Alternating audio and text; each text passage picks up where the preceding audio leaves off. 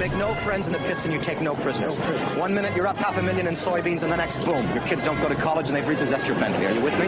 The revolution starts now.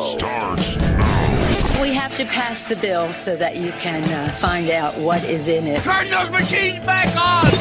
You are about to enter the Peter Schiff Show. Show me the money! If we lose freedom here, there's no place to escape to. This is the last stand on earth. The Peter Schiff Show is on. I don't know when they decided that they wanted to make a virtue out of selfishness. Your money, your stories, your freedom. The Peter Schiff Show.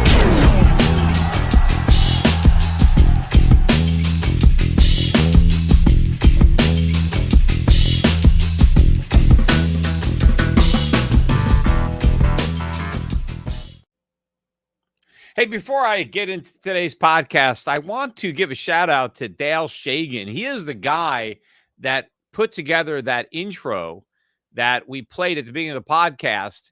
And a lot of people have been commenting because we've had that intro up there for the last few podcasts. And they mentioned that they liked the new intro.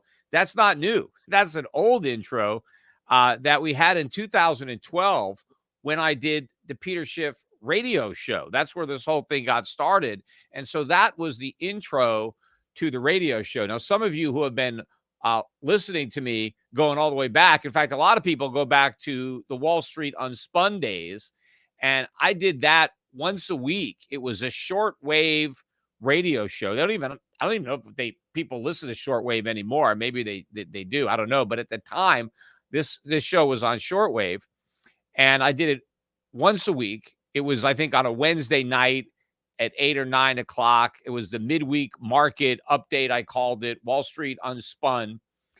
And so that's where I started. And then I ended up doing the daily radio show. It was 2 hours a day, and I took calls, and I'd have a guest on for a half hour. So that was, every day I did that. And that was the intro. And the reason we brought it back is when I started doing these podcasts live with video on YouTube, there was always a little bit of time at the beginning where we started doing a countdown to try to get people time to tune in and listen live. So we had this countdown. And so instead of just having a countdown, we played the old intro to the radio show. And then we were editing it out. So if you listen live or watch live, you happen to see that. But if you listened a couple hours later, it was already taken out. Well, we stopped taking it out because a lot of people really liked it. So that's why it's there now.